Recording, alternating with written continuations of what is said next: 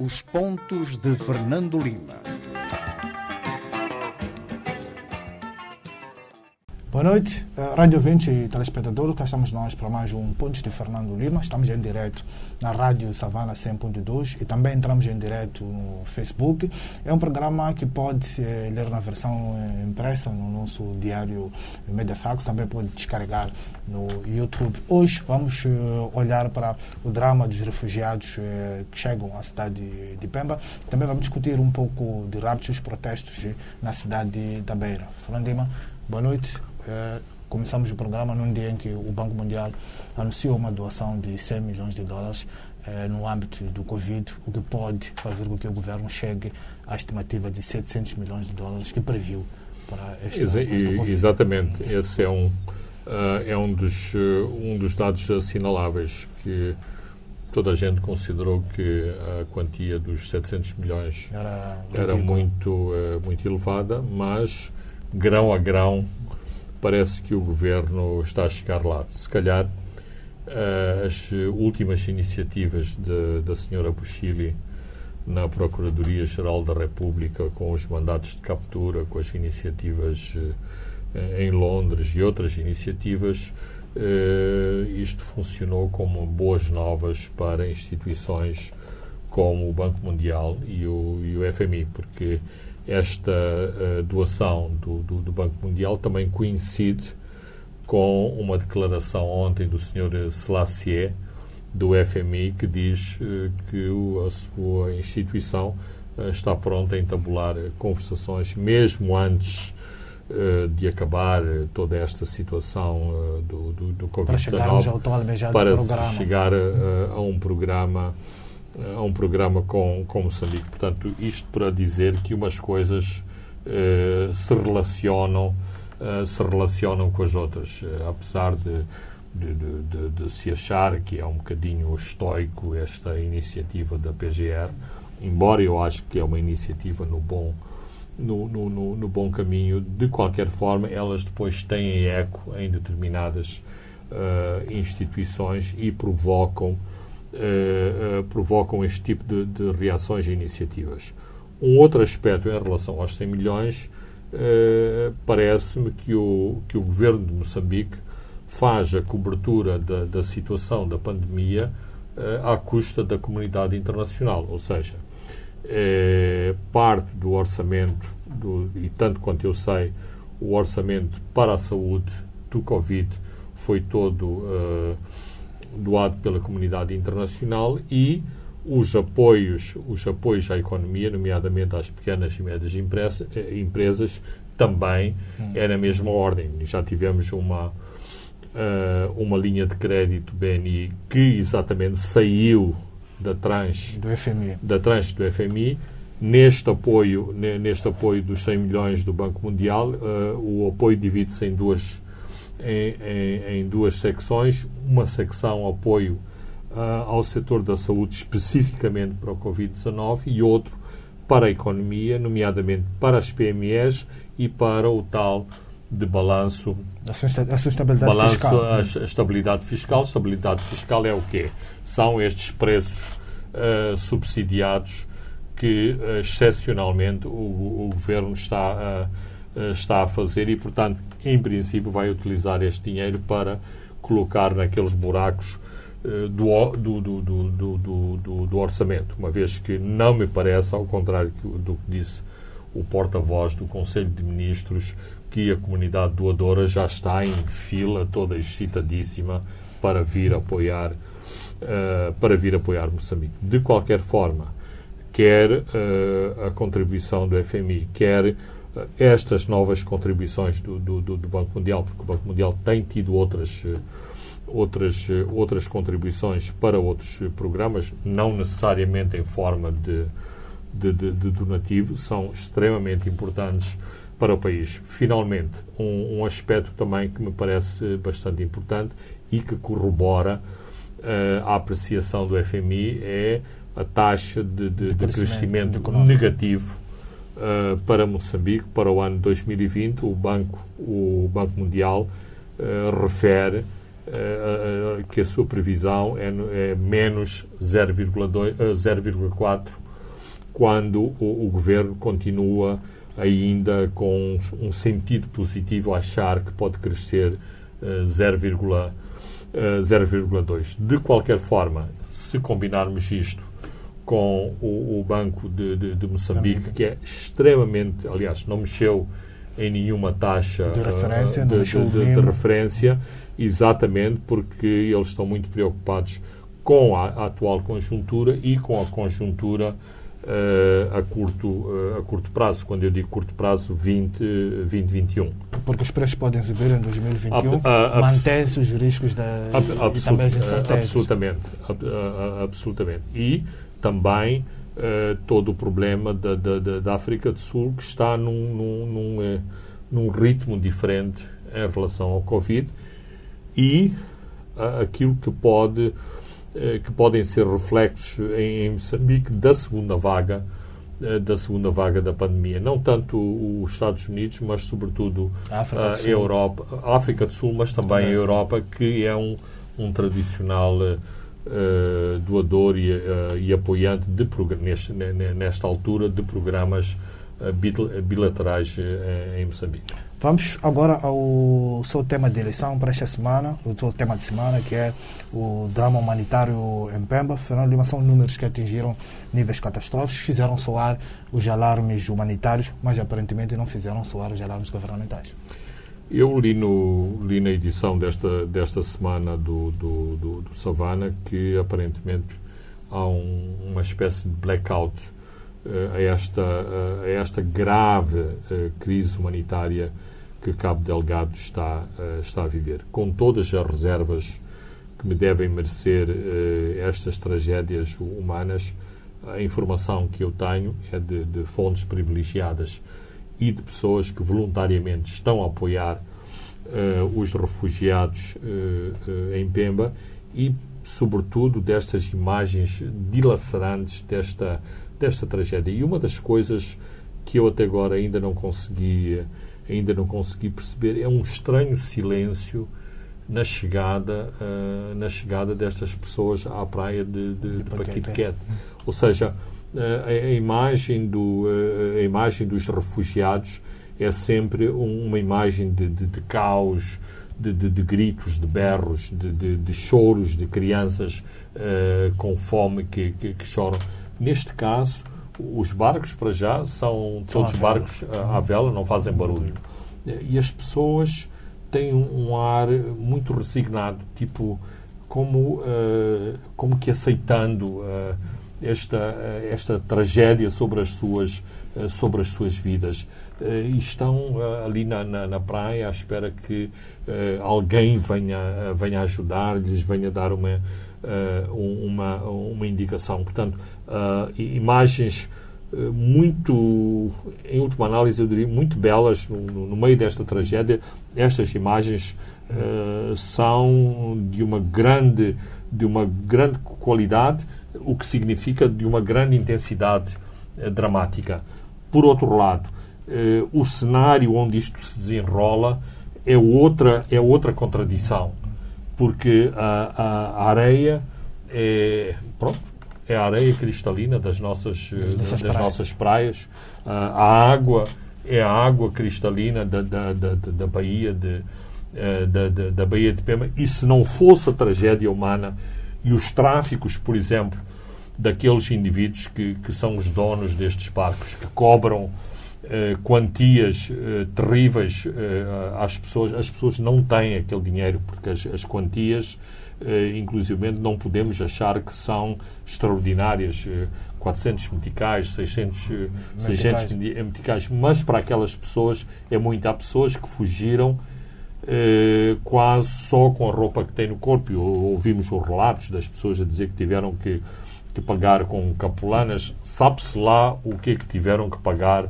para entrar no barco, para chegar a Pemba. Portanto, neste caso, as redes sociais estão a ter um papel fantástico, fabuloso, no descrever quase sem comentários para o resto da população moçambicana, e não só, o drama que se está a viver em Pemba e, sobretudo, o drama que se intensificou a partir do último... Depois tivemos pequenas organizações, não muito grandes, pequenas organizações que ocorreram imediatamente com água quente, um pequeno chá. Absolutamente. Digamos que em Pemba, e eu digo isto com reserva, é o que eu conheço, mas eu não estive lá, são organizações de voluntários criadas ad hoc, que estão, sobretudo, a apoiar aquelas pessoas. Ou seja, eu não sinto que o governo esteja lá a organizar e a apoiar estas pessoas. Não sinto que o INGC, que é o braço governamental... Diferentemente, por exemplo, do que aconteceu com a IDAE. É verdade que a magnitude é um pouco diferente, mas uma mobilização rápida tinha que ter acontecido para aquela zona. O INGC tem capacidade, inclusivamente, de alugar meios aéreos para se fazer ao terreno rapidamente. Aliás, duvido que sejam necessários meios aéreos, uma vez que as comunicações naquela zona de Cabo Delgado ainda são boas, porque não há problemas de segurança nas estradas. As estradas têm uma qualidade razoável, portanto não há necessidade de eventualmente haveria necessidade de barcaças extras para fazer estas evacuações, mas aqui também o governo, quer-me parecer, está a ter uma atitude muito calculista, ou seja, vamos acolher aqueles que chegam, mas vamos esperar que não cheguem mais, porque há ilhas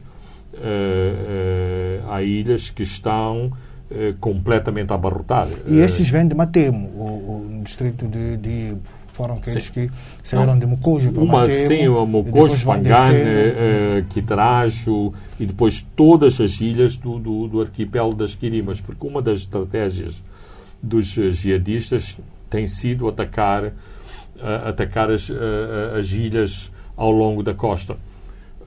Não estão claros os objetivos dos ataques às ilhas, mas poderão haver eventualmente dois objetivos.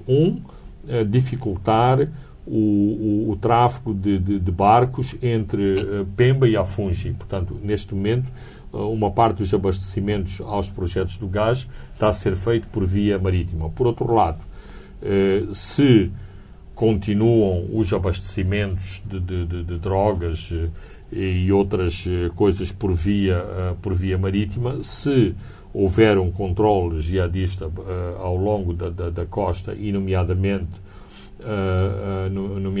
nas ilhas, torna mais fácil este tráfico e este acesso das pessoas à costa ou destes contrabandos à costa. De qualquer forma, mesmo em termos de propaganda, ou se quisermos uma palavra mais suave, em termos de comunicação, eu não sei onde está o governo, nomeadamente o governo provincial, o INGC e outras instituições no apoio a estes milhares de refugiados que estão a chegar neste momento. O Primeiro-Ministro ontem dirigiu o Conselho Coordenador do INGC, era um coordenador ordinário, tinha 3 pontos de agenda: o Covid e também a questão dos refugiados de Cabo Delgado e de Manica. Não saiu uma resposta contundente, pelo menos cá para fora, sobre a relação concreta dos refugiados que chegam à praia de Paquete. O Presidente está em Cabo Delgado, esteve hoje em Coab Metoro para lançar questões de energia solar e depois tem uma reunião com o Partido Frelimo amanhã em Pemba. Bem, eu espero que o Presidente tenha uma noção clara deste drama humanitário, porque isto não se faz apenas com declarações. É preciso uma ação muito intensa para ajudar todas estas pessoas. Por exemplo, claro que a senhora Luísa Meck sozinha não faz muito, mas neste momento o lugar da senhora Luísa Meck, no meu entender, seria em Cabo Delgado. É o epicentro o epicentro da crise neste momento, é lá que ela devia estar e servir exatamente de canal para outros setores do governo terem uma clara percepção daquilo que se está a passar em Cabo Delgado. Felizmente que a época das chuvas que já começou tem atingido mais intensamente a zona centro e não tanto o norte de Moçambique. Há muitos rios em Cabo Delgado que continuam secos. Portanto, significa que, na prática, a época das chuvas ainda não começou. E ainda bem, porque as chuvas, com esta desorganização, este ambiente caótico de calamidade, isto é meio caminho andado para cólera, diarreias e outras doenças típicas destas situações de caos e de calamidade. E depois, hoje foi anunciado que cerca de 180 pessoas chegaram à cidade da Beira. São as pessoas que chegaram para de Paquete, depois apanharam meios rodoviários e chegaram para de Beira. E Fernando Lima, vamos tendo deslocados de guerra em Cabo Delgado a se distribuir um pouco por todo o país.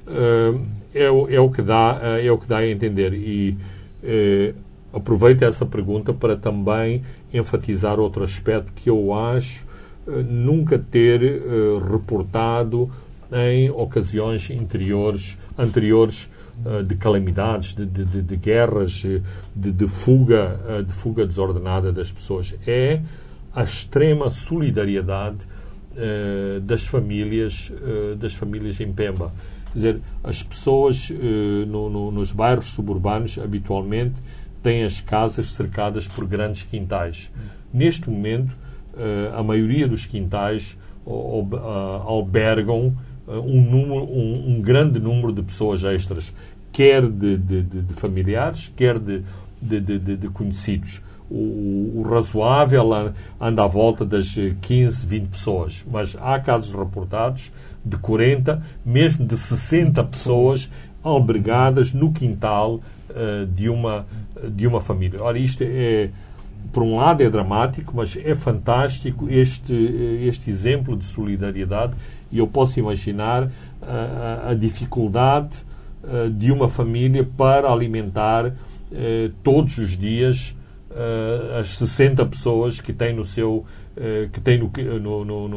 quintal. E quando há 60 pessoas, certamente que também há muitas crianças, e as crianças têm uma dificuldade maior de compreensão destes dramas e, portanto, não percebem porque é que não há comida, porque é que não há água, porque é que não... portanto, o que é que aconteceu para de repente mudar a sua vida. A sua vida. Portanto, aqui há muitas coisas a considerar. Mas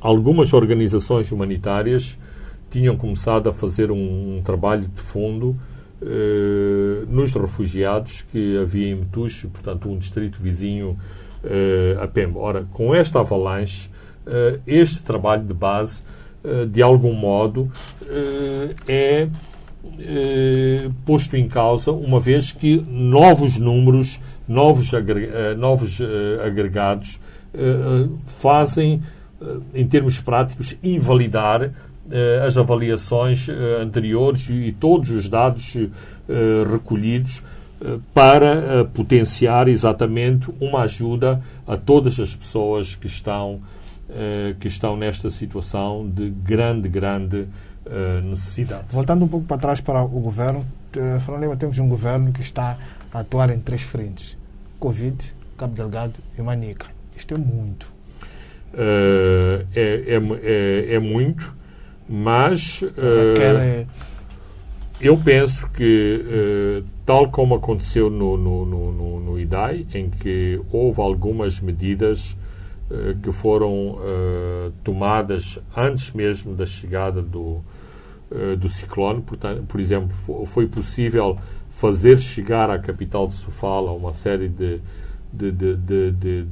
elementos de auxílio antes do ciclone atingir a capital de Sofala, não podemos dizer que as autoridades em Cabo Delgado e ao nível central foram apanhadas de surpresa. Aliás, nas redes sociais podemos captar um enorme desapontamento e um sentimento de grande revolta de líderes comunitários de Cabo Delgado que, neste momento de crise, se sentem completamente abandonados pelo país face a esta tragédia que se está a viver. Porque, assim, há a parte da guerra, das confrontações violentas, que, dado o blackout que existe, sabe-se muito pouco. Então, não é perceptível, e é natural que isso assim aconteça, não é perceptível para o resto do país o que é que está a acontecer no teatro das operações, não obstante sabermos da semana passada, da tomada da UAS, que é um nó de comunicações muito importante para se chegar a cima da praia, operações militares no distrito de Kisanga. Hoje circulavam rumores que eventualmente os jihadistas teriam retirado de cima da praia. Aliás, uma parte destas movimentações de pessoas resultam dos combates que estão a acontecer e, portanto, a população tende a fugir, independentemente de se as bombas ou as rajadas vêm dos jihadistas ou vêm das forças governamentais, porque a população civil sente-se um pouco desprotegida no meio desta terrível violência que muitas vezes os atinge também no meio deste conflito, e sobretudo a população da costa tem sido particularmente visada, porque muitas vezes também são percebidos, entendidos, mal entendidos do meu ponto de vista, como sendo eles que apoiam o movimento jihadista ao longo da costa. E isto faz com que esta população depois seja alvo de muitas represálias e, portanto, ao fugirem para Pemba, estão à espera de encontrar algum conforto ou algum intervalo no sofrimento que estão a sofrer nas localidades onde se encontravam anteriormente. Indo para as operações militares, olhando para a tomada de Awaz, a narrativa diz que houve uma importante participação dos antigos combatentes. A questão que coloco, Fernando Lima, é para este tipo de operações que se pede a contribuição de antigos combatentes, ou uma outra questão, os antigos combatentes, Fernando Lima, no seu entender, continuam com esta operacionalidade tão ativa ao ponto de participarem em ações combativas? Bem, eu acho que há dois fatores muito importantes. Sim, há este sentimento que nós fomos combatentes e vamos ser combatentes até ao fim da vida.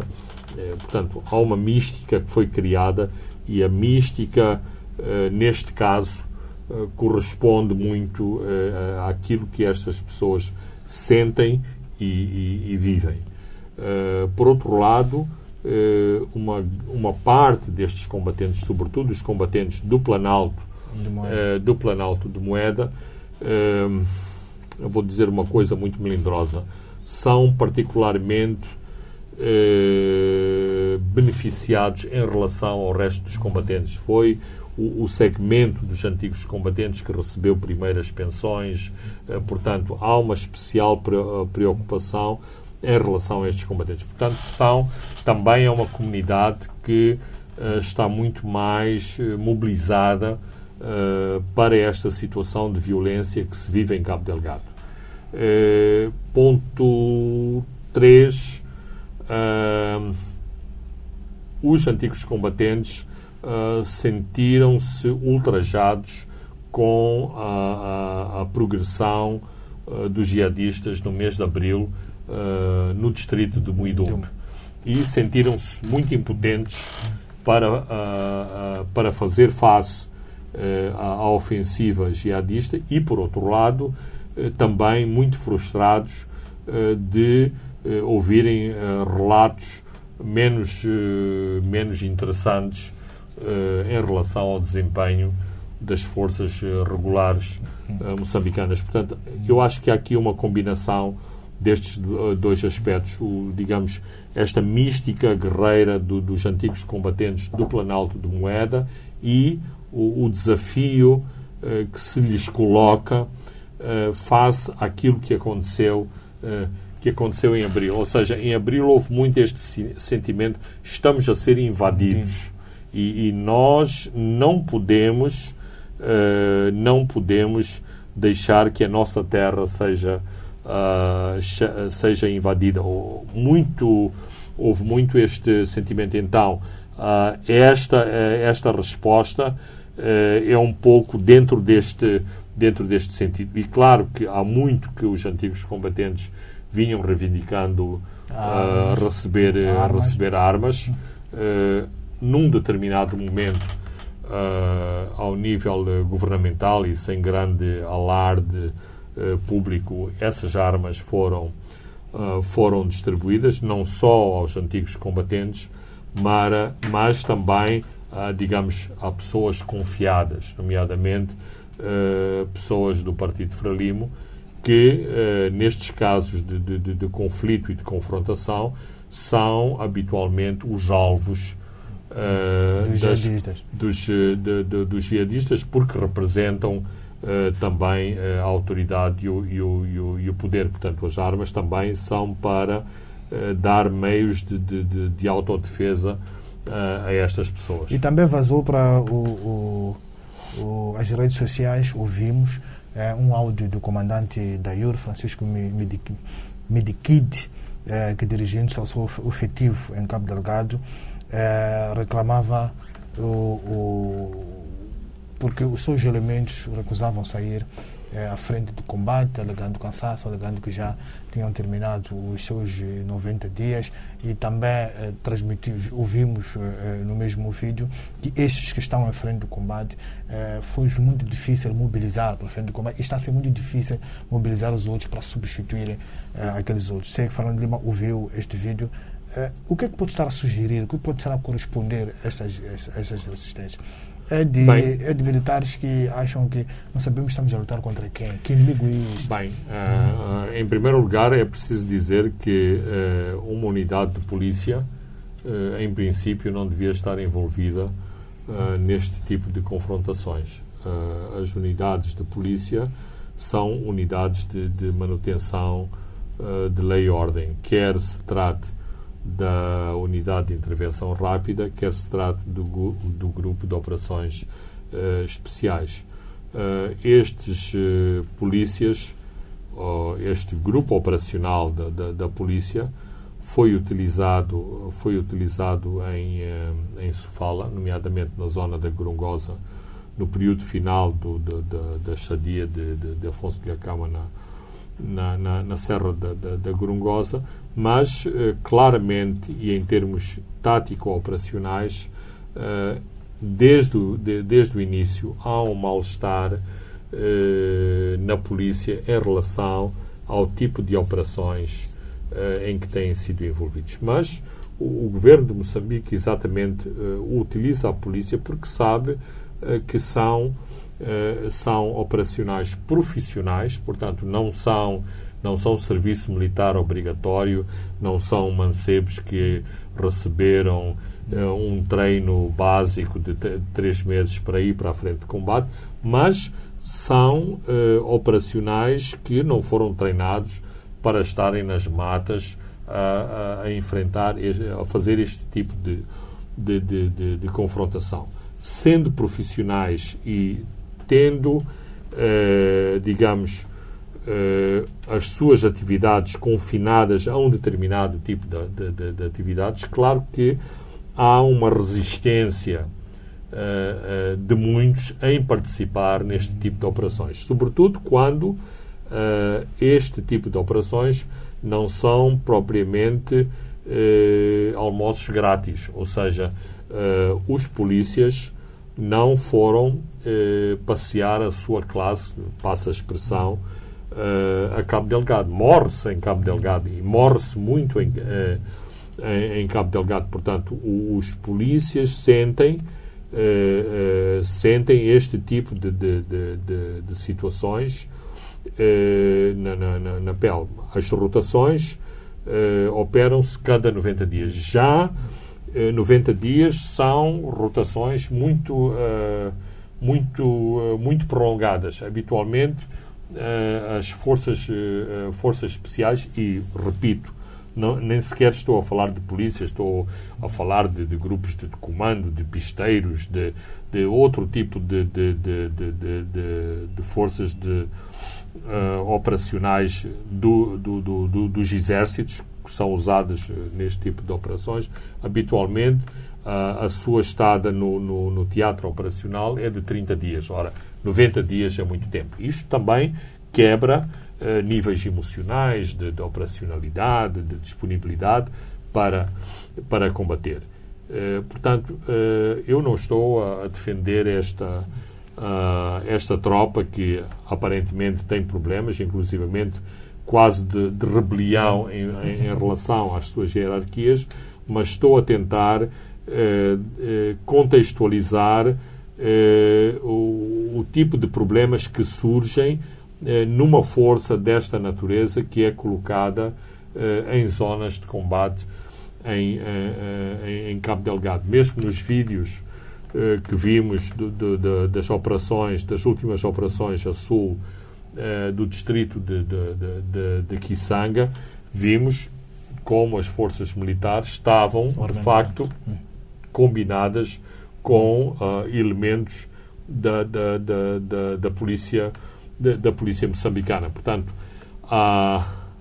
é complicado e é grave, e sente-se o drama do comandante da unidade de intervenção rápida, e pronto, as pessoas têm o seu nível de aceitação e de sacrifício, mas há situações muito difíceis. E claro, como comandante da UIR estava a enfatizar, estas situações de rotações de 90 dias são coisas muito recentes, são coisas pós conflito armado que acabou em 92. Antes de 92, uma determinada unidade militar era mandada para um determinado sítio, nem sabia quando havia de regressar. Portanto, as coisas melhoraram muito. Claro que o nível de escolaridade destas forças de polícia é muito elevado. Não são propriamente camponeses que foram mobilizados à força, pessoas que entraram na polícia em operações de tira-camisa. São muitos deles candidataram-se, foram selecionados, são pessoas com grande capacidade física, que têm bons índices de rendimento nos treinos operacionais, e portanto é uma força de elite, e como força de elite também tem que ser tratada. Portanto, há aqui um misto de chamada à responsabilidade da pátria, dos valores da soberania, da defesa do território, que não condizem bem e combinam bem com este tipo particular de força. Muito bem, Fernando Lima, vamos a um brevíssimo intervalo e voltamos na segunda parte para comentarmos sobre os raptos na cidade da Beira.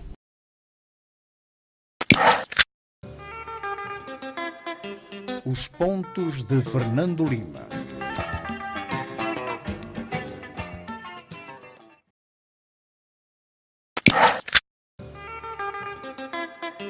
Os pontos de Fernando Lima.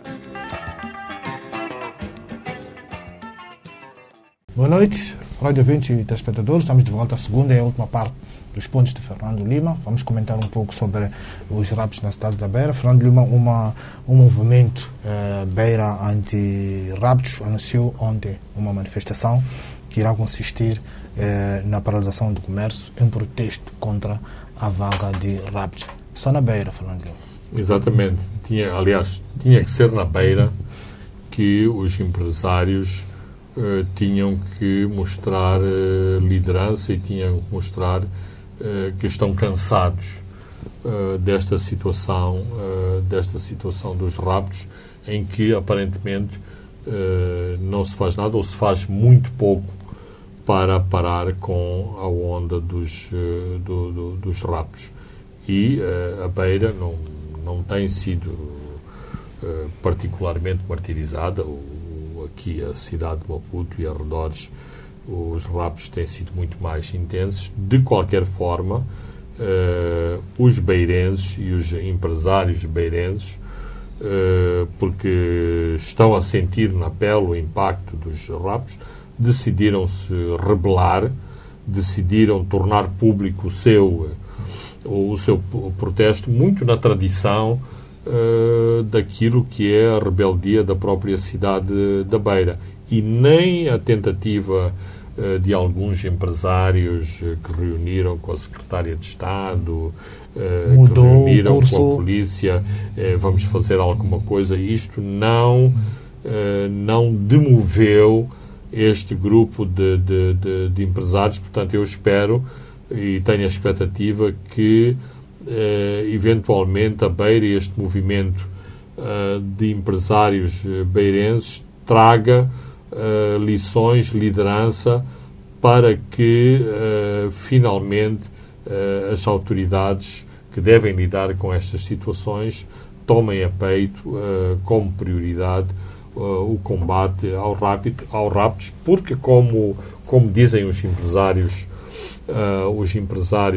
beirenses, causa muitos prejuízos à economia do país, à fuga de capitais, à não entrada de potenciais investimentos e à própria fuga dos próprios empresários, gestores, que se vão refugiar nos países vizinhos. E também dos próprios familiares. Há empresários que ficam aqui, não acompanham a vida social da família. Exatamente, mandam a outros que mandam as suas famílias para o exterior, ficam apenas eles cá a acompanhar os negócios. Portanto, há muitas situações de exceção no seio da comunidade de negócios, porque exatamente as pessoas têm medo e sentem sempre que eu posso ser o próximo.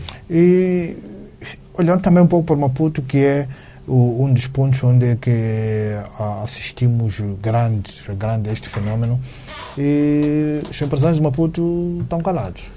O que é que pode... Os empresários de Maputo não estão calados, pelo menos publicamente.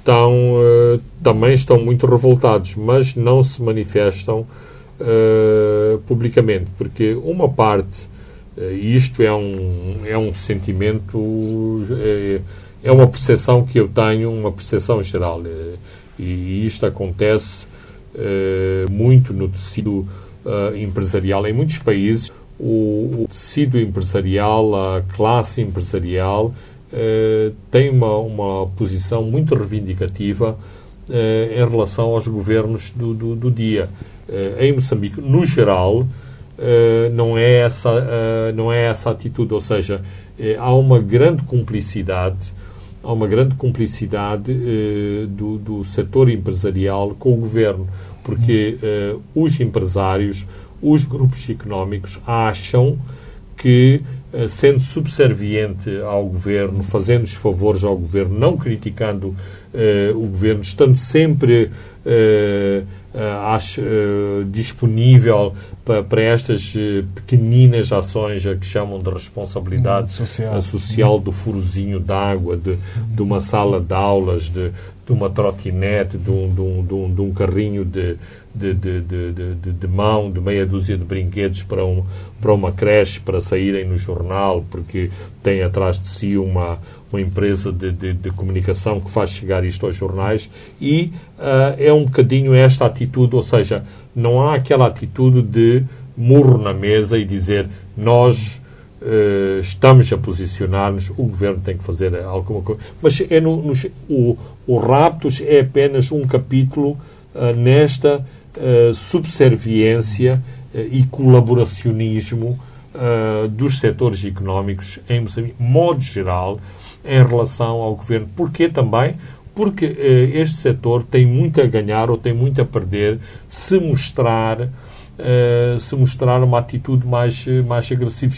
Quantos e quantos empresários e grupos empresariais nós não conhecemos porque houve uma percepção de que aquele empresário é simpatizante da oposição, financiou uma determinada ação, perderam literalmente a seguir, começam a perder inexplicavelmente concursos para construir escolas, postos de saúde, às vezes as coisas mais simples, porque aquele é da oposição. Portanto, o setor empresarial também tem as suas próprias feridas e as suas próprias explicações do porquê que é preciso ter cuidado. Por exemplo, habitualmente, o setor empresarial, e aliás tem que ser assim, há uma grande aliança entre comunicação social e o empresariado, ou seja, o empresariado apoia a comunicação social, não de per si, ou seja, estamos com a comunicação social, mas apoia a comunicação social no sentido de perceberem e de terem a comunicação social como um veículo de publicidade das suas marcas, dos seus projetos, dos seus produtos. Aqui não existe este sentimento. Existe exatamente um sentimento oposto. Não podemos anunciar naquele jornal porque isto pode nos trazer problemas. E de facto, quer o governo, quer o Partido Frelimo exerce essa pressão sobre os empresários. Nós, aqui na Mídia Cup, até nem nos podemos queixar muito. Apesar de termos temos um caderno de encargos em relação aos boicotes que sofremos. Mas, se olharmos para a casa dos nossos vizinhos, o canal de Moçambique, praticamente não há publicidade no canal de Moçambique. É muito simples.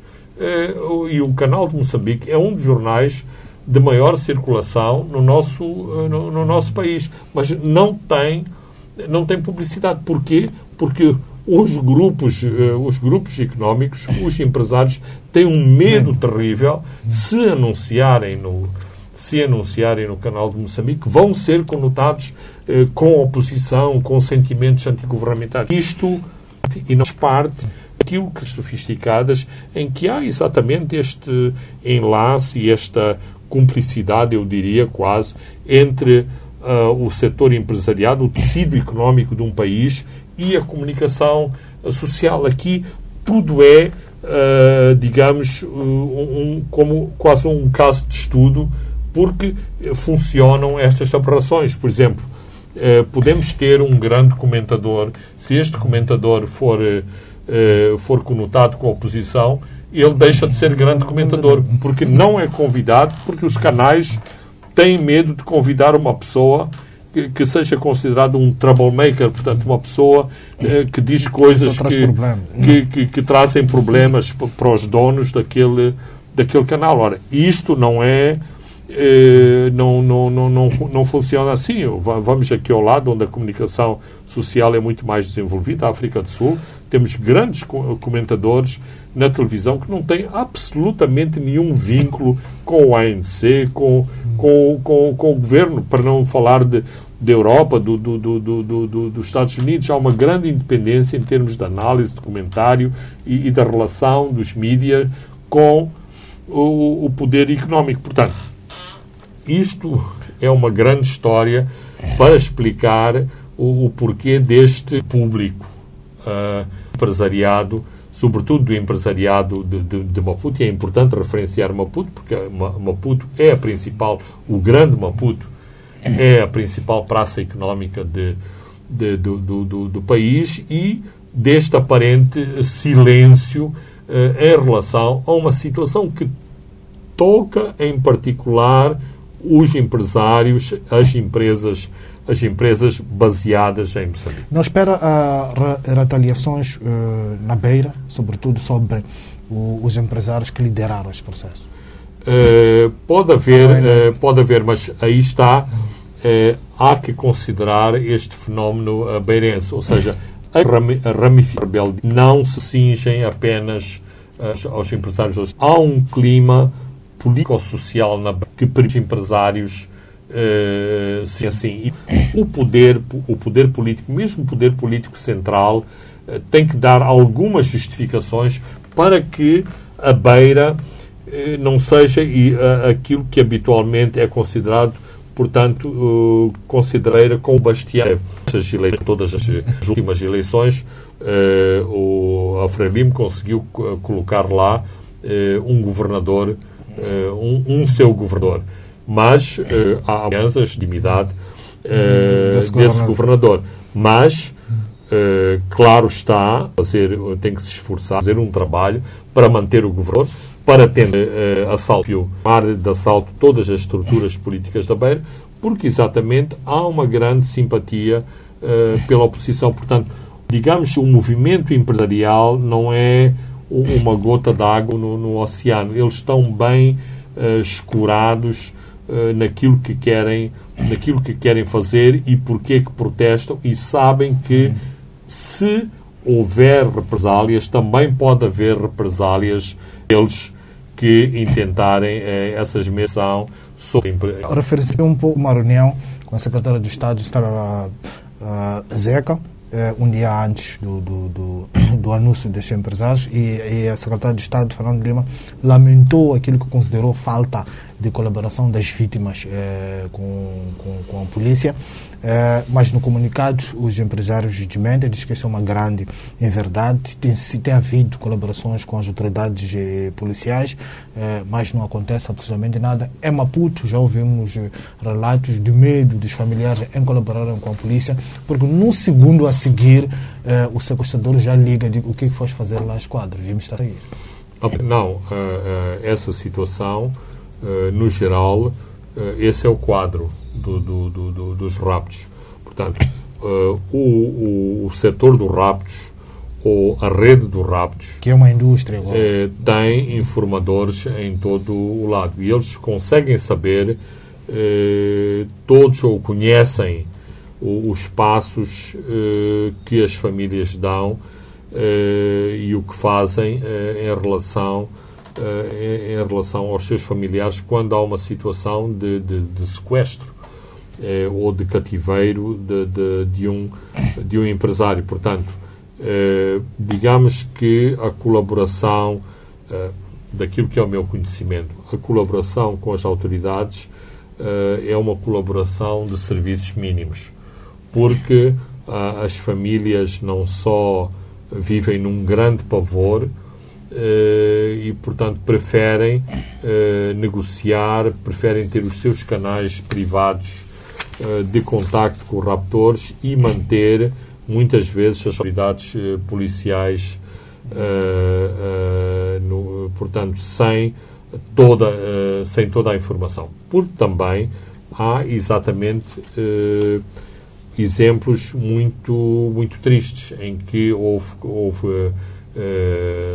colaboração com a polícia e exatamente toda a informação que era prestada à polícia acabava na rede dos raptos. Também hoje sabemos que os próprios raptados, quando são libertos, continuam a ser exercidas pressões sobre uma espécie de uma taxa da liberdade, exatamente, sobre estas pessoas, para que não falem, não revelem detalhes do cativeiro, não revelem pormenores que seriam muito úteis às autoridades policiais. E também existe exatamente essa coação transformada em imposto de liberdade, para que as pessoas se mantenham digamos, em liberdade vigiada.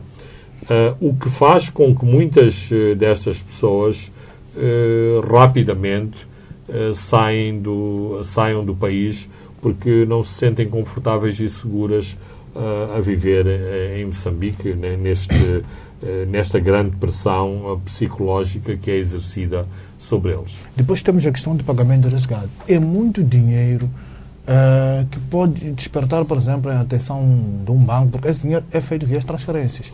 É verdade que é para o estrangeiro, mas sai daqui. Por isso mesmo que há muitas pessoas que, por exemplo, apareciam no Facebook a publicitarem as suas férias no exterior, os cruzeiros que faziam isso, e muitas delas desapareceram quase completamente porque têm um pavor que circularem pelo Facebook e fazerem esta ostentação de riqueza os podem transformar em alvos. Mas digamos que isto é um bocadinho o folclore em relação aos raptos. As redes dos raptores são muito mais sofisticadas. Eles têm informações muito precisas, por exemplo, dos movimentos bancários. E sabem quão abastecidas estão determinadas contas bancárias, mesmo muitas vezes as contas bancárias não estão abastecidas, mas há movimentos para outros bancos de determinados indivíduos, nomeadamente transferências para bancos no exterior, que demonstram digamos, a prodigalidade desta particular família ou desta particular empresa. E também, ao nível dos bancos, há redes de informadores que têm uma colaboração estreita ou fazem parte da própria rede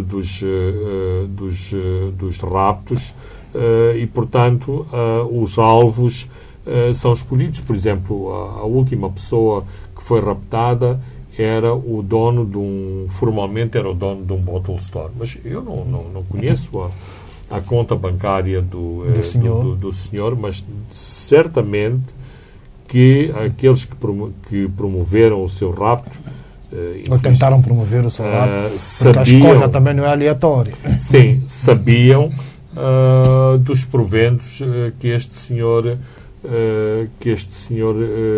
tinha. Portanto, não é ao acaso que determinadas pessoas são raptadas, porque sabem que do outro lado há um potencial de extorsão muito grande. Vamos a outras notas. Esta quinta-feira o presidente Inhosso nomeou Manuel Gonçalves para vice-ministro dos Negócios Estrangeiros e Cooperação, em substituição de Pedro Comissário, que foi para Nova Iorque. Gonçalves, que é considerado discreto e ponderado, sai do protocolo do Estado. Considera que está encontrada uma figura capaz de apoiar Verônica Macamo sem levantar ondas? Penso que sim. Manuel Gonçalves tem uma grande experiência diplomática, portanto conhece aquilo que se chama a prática diplomática e tem sido hábito no governo de Moçambique, quando há um político que está no topo do Ministério, e muitas vezes as funções da política externa são partilhadas com o próprio Presidente e chefe de Estado, mas para exatamente contrabalançar a falta de experiência diplomática daqueles que estão à frente do Ministério, porque há determinados protocolos que têm que ser observados, e isto não é inato às pessoas, aprende-se, estuda-se. E, portanto, o Manuel Gonçalves é um diplomata de carreira, tal como no passado Maria Lucas também esteve no Ministério como vice-ministra. Era uma diplomata com uma grande experiência. A ideia é esta, é dar o apoio necessário à ministra Verônica Macamo para um melhor desempenho do Ministério e da própria titular do cargo. A ideia e não fugindo à questão mais política, a ideia é dar apoio e, em última análise, também não fazer sombra à própria Ministra dos Negócios Estrangeiros.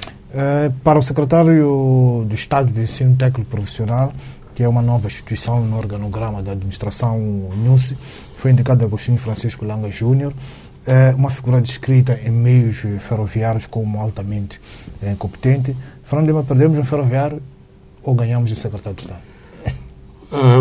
Eu penso que há um grande potencial para se ter encontrado uma pessoa que faça funcionar o ensino técnico-profissional. Aliás, se andamos entretidos com as secretarias de Estado do Desporto, da Cultura, do Emprego, dos antigos combatentes e todas as coisas por causa de questões políticas meio frívolas, tipo é preciso que o setor tenha a dignidade, se não tem uma Secretaria de Estado ou não tem um Ministério, o setor já não tem dignidade.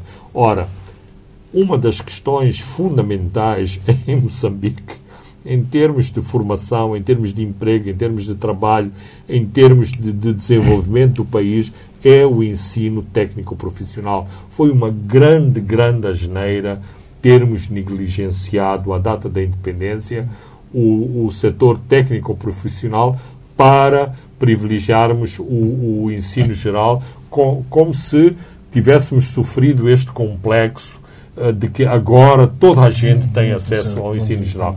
Eu digo isto com orgulho porque eu também venho do ensino técnico-profissional e sempre tive orgulho de vir deste setor. Ou seja, eu ainda tinha 15, 16 anos, eu já tinha ferramentas profissionais que podia ser lançado